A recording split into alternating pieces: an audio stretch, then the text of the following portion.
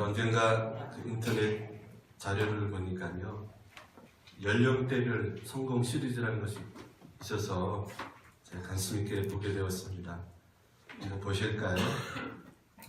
10대에는 성공한 아버지를 두면 성공이고, 20대에는 학벌이 좋으면 성공이고, 30대는 좋은 직장에 다니면 성공이고, 40대는 2차를 쏠 수 있으면 성공이고, 50대는 공부를 잘하는 자녀가 있으면 성공이고, 60대는 아직 돈을 벌고 있으면 성공이고, 70대 건강하면 성공이고, 80대 번처가 밥을 차려주면 성공이고, 90대 전화 오는 사람 있으면 성공이고, 100세 때는 아침에 눈을 뜨면 대성공이라고 합니다. 한편으로는 좀 재미이기도 하고, 자, 여러분은 어떻습니까? 저는 이 글을 보면서 웃기도 했지만 한편으로는 좀 씁쓸하다는 생각이 들었습니다. 왜냐하면 세상 사람들은 세상의 것에다가 성공의 잣대를 대고 있다는 생각 때문에 그렇습니다. 만약에 이런 것들이 성공을 기준으로 둔다면 저를 비롯해서 다 실패자는 아닌가 싶어요. 성공한 아버지를 두지 못했고요. 그렇다고 뛰어난 학벌을 가지고 있지도 못합니다. 돈을 많이 벌지도 못하고, 그렇다고 건강이 좋은 것도 아니고. 자, 그러나 우리가 걱정하지 말아야 될 것은 살아계신 하나님을 아버지로 믿는 그 믿음을 가지고 있다 그러면 우리 모두는 성공한 사람들을 믿습니다. 비록 세상 사람들은 우리를 사랑해 주지 않지만 하나님 아버지는 지금도 지극한 사랑으로 우리를 사랑하고 계십니다. 그리고 돌봐주십니다. 그리고 우리를 위해 하나님 우편의 보좌에서 날마다 기도해 주시는 주님의 사랑이 있음을 여러분 이 시간 믿고 이 말씀을 듣고 오늘 새 힘을 얻는 여러분 되시기 바랍니다. 제가 아는 목사님은 모태신앙인데요,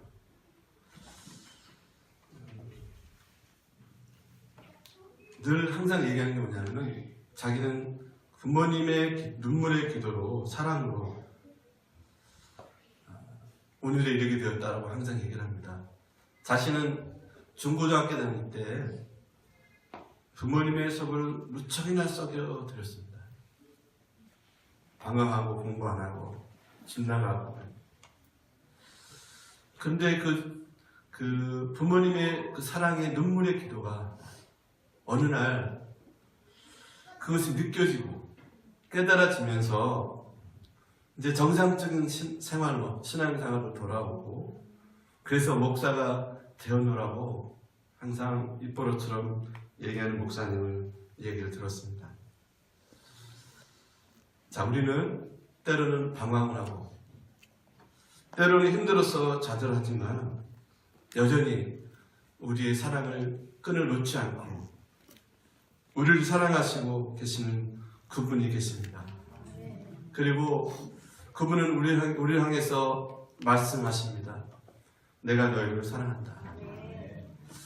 그래서 여러분 잘 아는 그 복음성가긴 하지만요, 당신은 사랑받기에 태어난 사람이라는 그 찬양이 있는데요, 오래된 찬양이지만 다시 한번 불러봤으면 좋겠습니다. 우리가 사랑받기에 태어난 사람이라는 것 한번 같이 불러볼까요?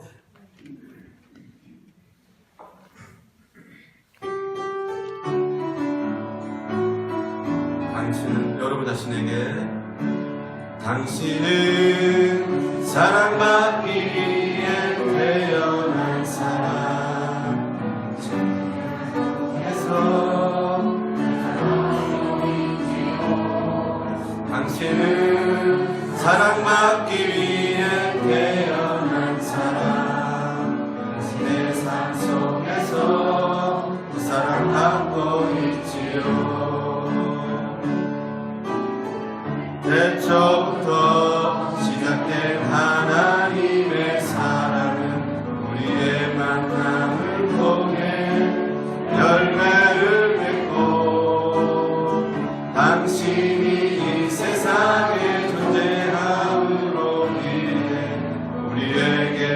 얼마나 기쁨이 되는지. 당신은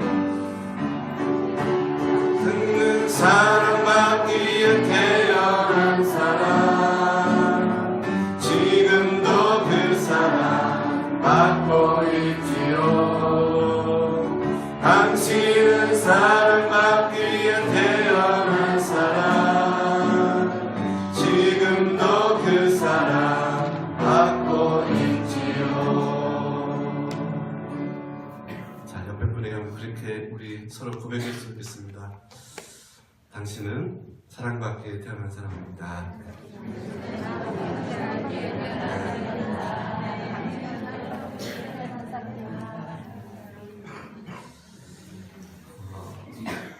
저는 오늘 종료주일 고난주간을 앞에 두고 하나님께서 제 마음 가운데 여러 가지 종료주일에 대해서, 고난주간에 대해서 설명하시고 말씀을 줄 수 있는데, 그 사랑에 대해서 제 마음을 주셨습니다. 오늘 이 부른 복음성가에 보면 그 사랑이라는 말이 나옵니다. 그 사랑은 어떤 사랑일까요, 여러분? 사람들의 사랑도 포함되겠지만 진짜 우리가 받은 사랑은 하나님의 사랑을 말하고 있는 것입니다. 이미 태초부터 시작된 하나님 아버지의 사랑, 이것을 느끼고 이것을 체험하면 그 사람은 행복한 사람입니다. 여러분, 주의 사랑이 얼마나 크고 놀라운지 혹시 아시나요? 그것을 모르면 우리가 신앙생활함에 있어서 힘이 없게 됩니다. 주님이 우리에게 베푸신 그 놀라운 사랑을 얼마나 알고 느끼고 있냐에 따라서 우리의 신앙생활은 달라지는 겁니다. 여러분, 왜 예수 믿는 것이 힘이 들까요? 왜 봉사하고 섬기는 일들이 그렇게 어려울까요? 아니, 우리가 예수 믿고 세상을 살아가면서 왜 이렇게 힘들까요? 여러 가지 원인이 있지만 그 중에 가장 큰 원인은 뭐냐면 주님이 우리를 위해서 베푸신 그 은혜, 그 사랑의 깊이를 알지 못하고 느끼지 못하기 때문이 아닌가 싶습니다. 그 사랑만 온전히 알고 느낀다면 그 무엇도 우리를 막을 수 없을 것입니다. 그러기에 나를 위한 주님의 사랑, 위대한 그 사랑, 그것이 여러분 가슴속에 느껴지는 은혜가 있기를 주의 이름으로 간절히 기원해 드립니다. 그렇다면 우리가 그 하나님의 사랑을 어떻게 느낄 수 있을까?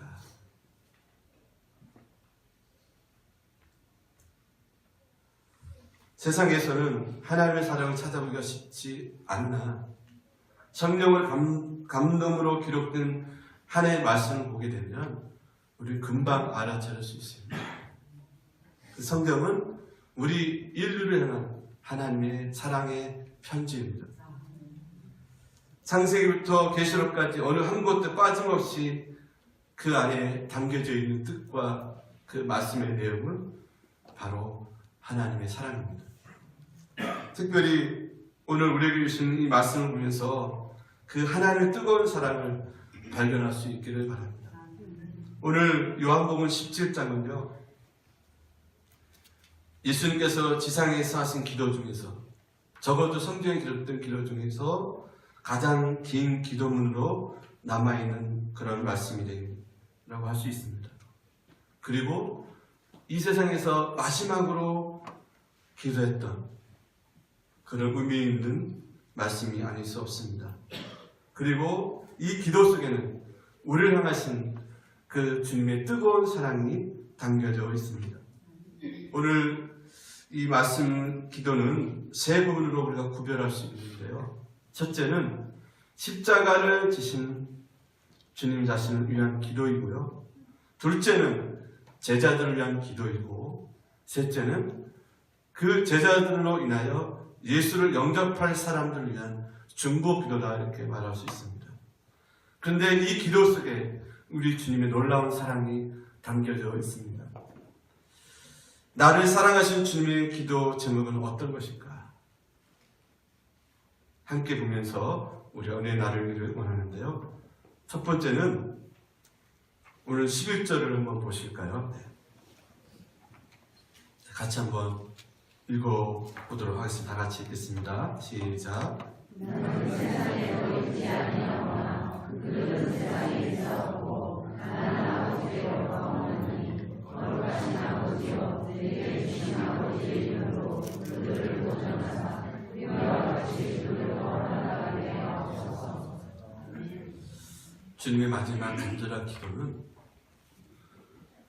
우리를 보호해달라고 중보 기도하십니다. 십자가를 눈앞에 두고 마지막으로 하신 기도예요. 마치 죽어가는 아비가, 어미가 자식을 염려해서 다른 사람들에게 내 자식을 부탁하는 것 같은 그런 감정을 느끼게 됩니다. 세상을 위해서 구하는 것이 아닙니다. 하나님이 주님 예수님께 맡긴 제자들, 사람들과 기도입니다. 주님은 당신의 제자들을 하나님 아버지께 맡기는 기도를 하십니다. 오늘 11절 보면 아버지여 내게 주신 아버지의 이름으로 저희를 보존하옵소서. 무엇으로 보존해달라고 지금 구하고 있습니까? 내게 주신 아버지의 이름으로. 우리가 여기서 알아야 할 것은 뭐냐면 바로 그 아버지의 이름인 것입니다. 아버지 이름에는요 하나님의 명예가 담겨져 있는 것입니다.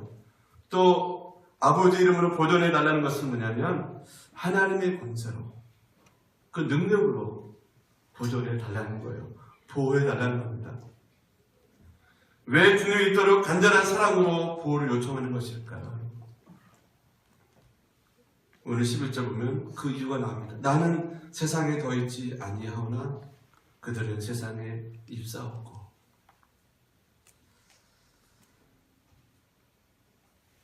주님은 이제 십자가를 지고 아버지 품으로 가시는데 이 사람들, 제자들은 세상에 그대로 있다라는 거예요. 그러니 양은 이리 가운데 두고 떠나는 그 목자의 심정을 여기서 표현하고 있는 것입니다. 그리고 14절 보시게 되면 내가 아버지의 말씀을 그들에게 주었사오매 세상에 그들을 미워하였사오매 이는 내가 세상에 속하지 아니한 같이 그들도 세상에 속하지 아니함으로 인함입니다. 주님은 제자들의 연약함을 아시는 거예요. 비록 3년 동안 가르침을 받아 훈련을 받았지만은 그럼에도 불구하고 이들이 신앙을 지키기에 연약하다는 것을 잘 알고 계셨던 겁니다. 그리고 이들이 분명히 자신을 버리고 자신을 팔고 부인할 도망칠 것을 다 알고 계셨던 겁니다. 그럼에도 불구하고 우리 주님 보십시오. 이들을 보호해달라고 기도하고 있습니다. 여러분, 이것이 바로 주님의 사랑입니다. 우리가 별짓 다 하고 별 생각 다 하고 무슨 말을 다 해 제껴도 주님 여전히 우리를 사랑하고 계시고 보호해달라고 간절히 기도하고 있습니다.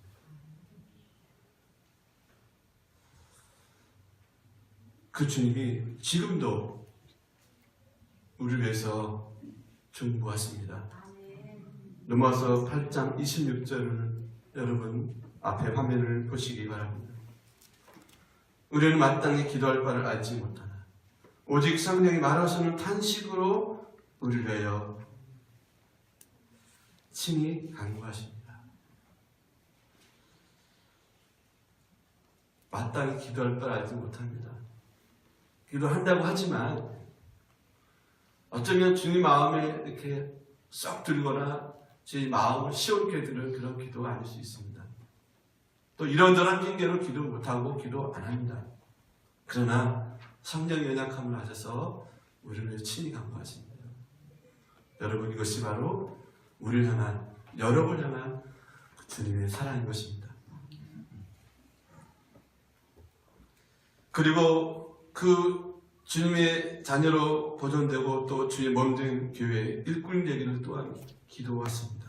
그래서 여러분, 우리는 어쩌면 아니라 사실 이 사랑과 은혜, 이 성령님의 말할 수 없는 단식의 기도 덕분에 여기까지 오지 않았을까요? 그 기도 덕에 우리가 생명이 보존되고 있지 않을까요, 여러분? 지금도 우리는 그 사랑과 은혜를 받아 누리면서 생명을 연장받고 사는 것입니다.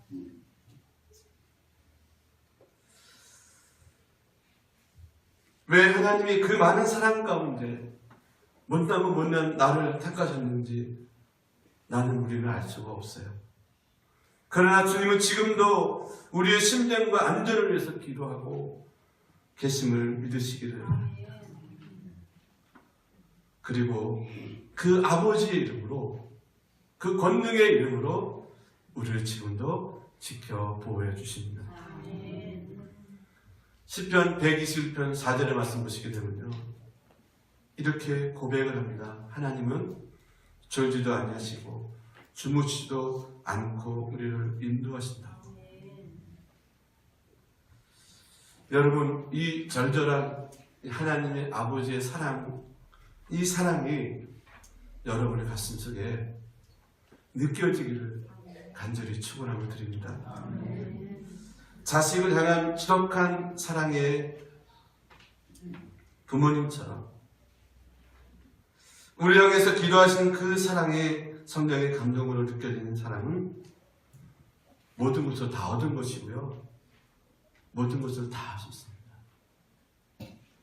여러분, 저도 지금 아직까지 철이 덜 난 것 같은데요, 부모님이 나를 향한 그 사랑을 우리가 어찌 다 알 수 있겠습니까? 여러분, 자신 있게 말할 수 계십니까?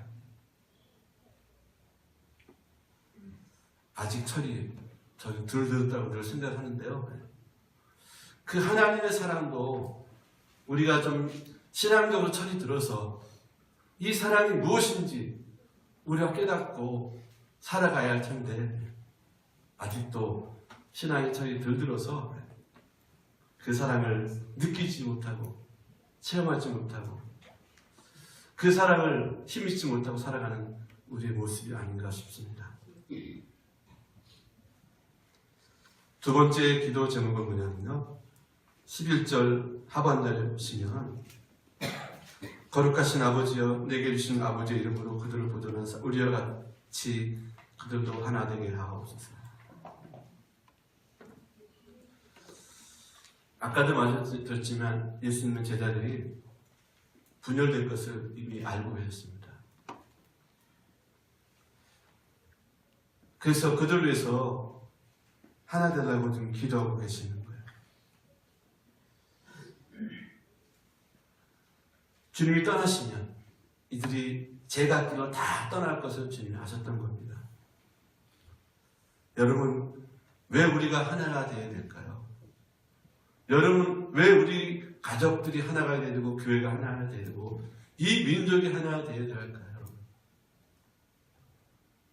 그것은 사단은 우리가 하나 되는 것을 가장 제일 싫어합니다. 더더욱 교회가 어찌하든지 분열이 되고 나누어져서 피터지도록 싸우기를 원하고 있습니다. 그런데 우리가 그렇게 싸우고도 있어요. 그래서 여러분, 나누어지면 안 됩니다. 요즘 보십시오. 가정이 깨지고 나눠지니까 별의별 사건이 다 일어나는 거 보십시오. 그게 사단이 원하는 겁니다. 심지어는 교회도 깨지는 거 보십시오. 세상이 조롱거리를 당하고 있습니다. 여러분, 우리나라 정치 우리나라도 보십시오. 분열된 이 상황, 이 사회, 정치, 사고를 깨져가고 있습니다. 이건 하나님 원하시는 것이 아니에요. 어쩌든지 나눠지면 안 됩니다. 특별히 하나님의 일은 하나 되어 협력해야 하기 때문에 그렇습니다. 혼자서 일하면 되는 일은 그리 많지 않습니다. 여러분, 요즘에 인공지능 알파고 바둑 두는 거 한참 나왔었는데요. 다 좋은데요. 이제 인간이 고립되기 시작하고 함께 일하는 일들이 적어질 겁니다. 일의 효율성인지는 모르겠지만 인간성 파괴와 사회에 여러 가지 문제들이 발생하게 될 겁니다. 성경은 협력하여 서로 돕고 협력과 서로 이끌어주기를 말씀하고 있는데요. 특별히 교회는 그래서 공동체라고 표현합니다. 커뮤니티라고 그랬죠. 공동체는 반드시 하나 되어야 살 수가 있는 겁니다. 하나됨 없이 공동체는 망하는 것입니다. 가정도, 교회도, 국가도 마찬가지죠. 특별히 성령께서 아까 로마서 말씀도 드렸지만 에베소서 4장 3절 말씀 보게 되면요. 성령이 하나 되게 하신 것을 신서 지키라 이렇게 말씀해주고 있습니다.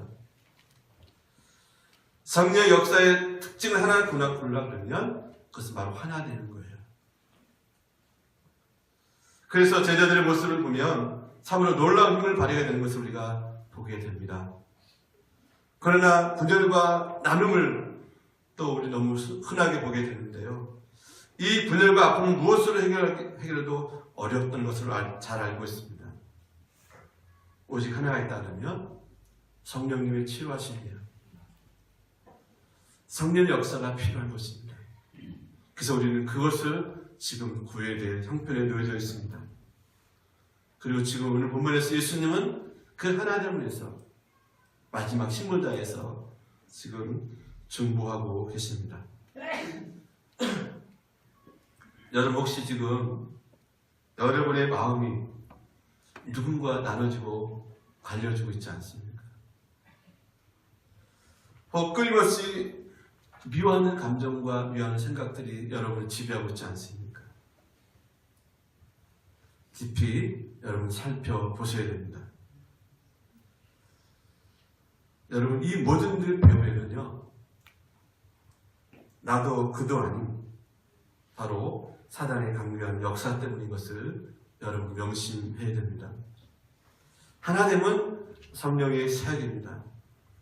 성령은 하나되게 하는 영입니다. 그 성령의 하나되게 하심은 오늘 우리에게도 적용되고 있고 그것을 위해서 주님은 간절히 기도하고 있다는 것을 여러분 잊지 마시기 바랍니다. 세 번째로는 진리로 거룩하게 해달라고 주님 기도하고 있습니다. 여러분 17절 말씀 보게 되면요, 그들을 진리로 거룩하게 하옵소서. 아버지 말씀은 진리입니다. 우리 주님은 우리 모두가 진리로 거룩하게 되기를 소원하고 계십니다. 왜 그럴까요, 여러분? 진리는 그것이 능력 자체이기 때문에 그렇습니다. 하나님의 말씀인 진리는 놀라운 변화의 능력을 소유하고 있기 때문에 그렇습니다. 그래서 하나님의 말씀은 살아있고 운동력이 있다라고 말씀하고 있고요. 그래서 우리의 혼과 영과 관절을 골수를 찔러 쪼개기까지 한다고 그랬습니다. 그 주님이 기도하시기를 저희를 진리로 거룩하게 되기를 위해서 기도하고 계십니다. 진리이신 예수님, 말씀이신 예수님 우리에게 다가오는 이 죄의 유혹을 물려주시고 그리고 그 가운데 우리를 새롭게 하십니다. 여러분, 거룩이 뭘까요? 거룩은 저와 여러분이 가져야 할 최고의 가치입니다. 이것이 하나님의 뜻입니다. 그래서 세상에 갈수록 이렇게 세상에 여러 가지 유혹들, 비진리들이 파묻히게 될 것이고 그 세상을 이제 주관하게 될 것인데요. 그것을 염두에 두고 지금 이렇게 간절히 기도하고 있는 것을 볼 수가 있습니다.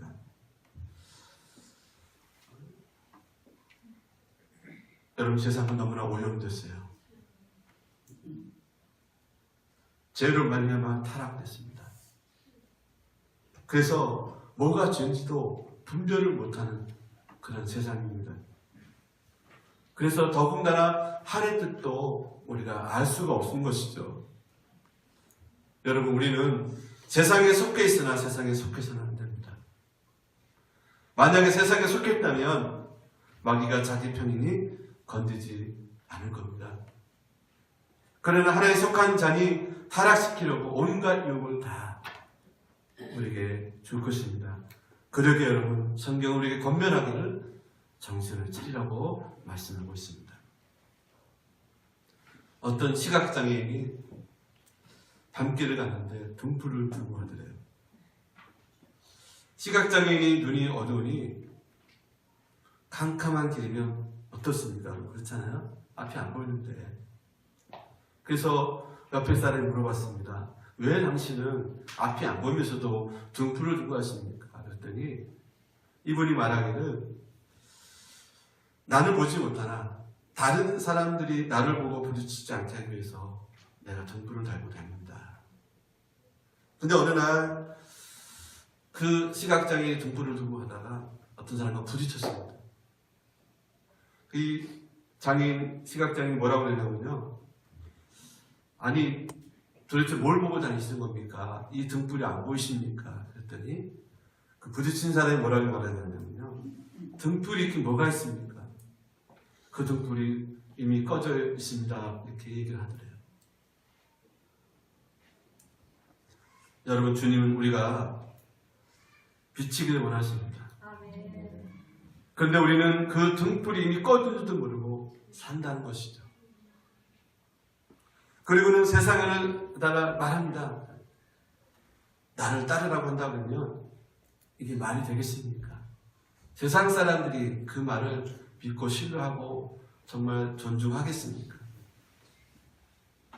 우리는 이미 등불이 꺼진 상태에서 이런저런 일을 해도 아무런 효과가 일어나지 않는 이유를 우리가 깨달아야 한다는 것입니다.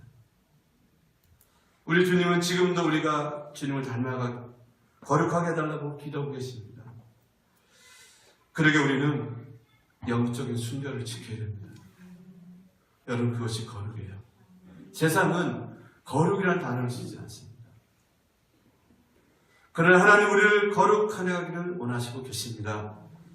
왜냐하면 그것이 하나님의 성품이기 때문에 그래요. 말씀을 맺겠습니다. 오늘은 예수님께서 예루살렘에 입성하신 종료 주일입니다. 그리고 이제 고난주간입니다. 이 한 주간 동안 예수님은 우리가 표현하기 어려울 정도로 숱한 고난을 몸으로 다 당하십니다.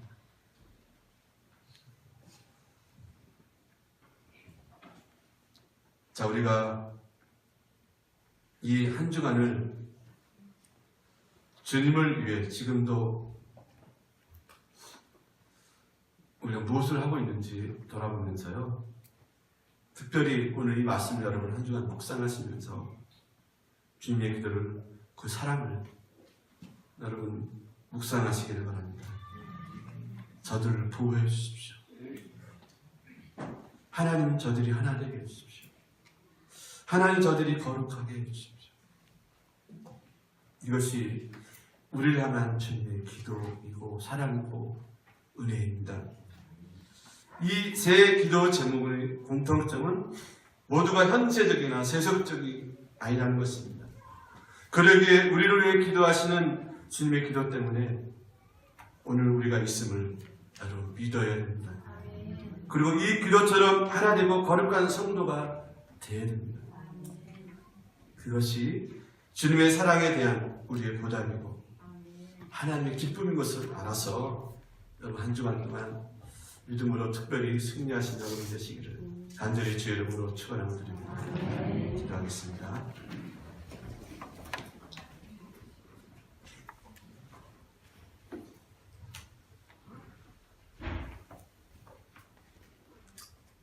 하나님, 우리가 등불이 꺼진 것도 모르고 등불을 비춘다고 하는 그 사람처럼 그런 저희들의 모습이 아니지요. 그럼에도 불구하고 우리의 약함을 잘 아시는 주님께서 우리를 불쌍히 여기셔서 하나님